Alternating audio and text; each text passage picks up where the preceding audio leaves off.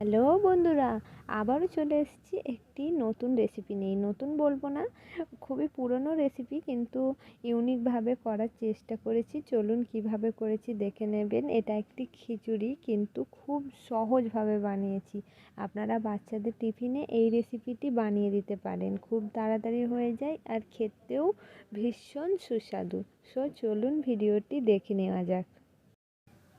কড়াইতে প্রথম তেল গরম করতে দিয়ে দিয়েছি। তেলটা একটু গরম হতে দিয়ে দিলাম পেঁয়াজ কুচি। পেঁয়াজটা আমি ভালো করে গোল্ডেন করে ভেজে নিচ্ছি। পেঁয়াজ ভাজা দেখুন হয়ে গেছে। এবার এর মধ্যে দিয়ে দিলাম রসুন বাটা, আদা বাটা 1 চামচ করে। রসুন আদা আমি গ্রেটারে গ্রেট করে নিয়েছি, যাতে একটু দানা দানা ভাব থাকে। এবার সব কিছু একত্রে ভালো করে মিশিয়ে নিচ্ছি, যাতে আদা রসুনের কাঁচা গন্ধটা চলে যায়।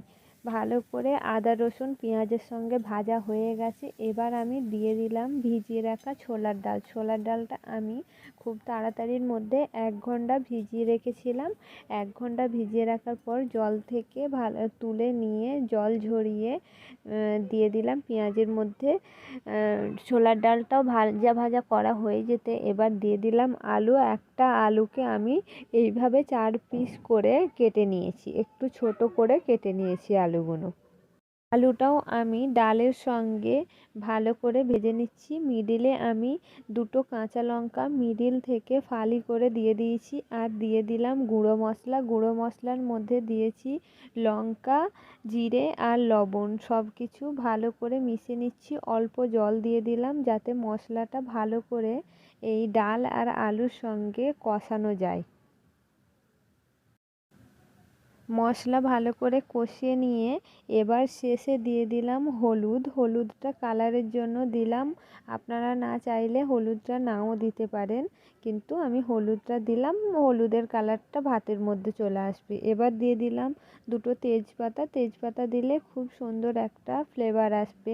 যেহেতু কোনো রকম মাংস বা আর কোনো সবজি ইউজ করব না, সেই কারণে এই আলু আর ছোলার ডালটা ভালো করে যাতে কষানো হয়, আর এইটা থেকে নিয়ে খুব সুন্দর ফ্লেভারটা যাতে খিচুড়ির মধ্যে আসে, সেটাই চেষ্টা করছি। তাই একটু টাইম নিয়ে ডাল আর আলু ভালো করে কষিয়ে নিচ্ছি। দেখুন ঢাকা দিয়ে রেখে দিয়েছিলাম, তেল ছেড়ে গেছে।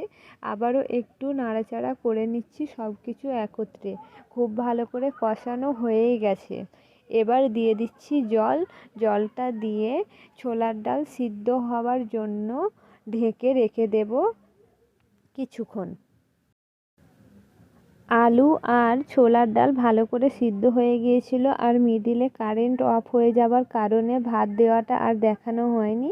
তারপর কিছুক্ষণ পর কারেন্ট আসতে ভাতটা দিয়ে দিয়েছিলাম যখন, সেটাই আপনাদের সঙ্গে শেয়ার করছি।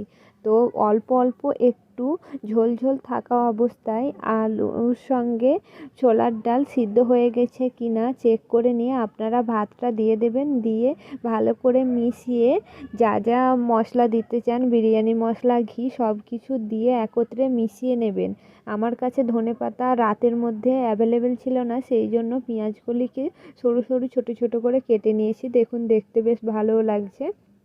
আর ঘিটাও মিডিলে ছড়িয়ে দিয়েছিলাম। কত সুন্দর কালারটা এসছে, আর খুব তাড়াতাড়ি ঝটপট বানানোও যায়। খেতে বেশ দারুণ হয়েছিল। মাঝে মধ্যে আমি এরকমভাবে বানিয়ে খেয়ে থাকি। আপনারাও একবার এইভাবে ট্রাই করে দেখতে পারেন। ভিডিওটি ভালো লাগলে অবশ্যই কমেন্ট করে জানাবেন। সকলে ভালো থাকবেন, সুস্থ থাকবেন। দেখা হবে আগামী নতুন আরেকটি ভিডিওর সঙ্গে। টাটা।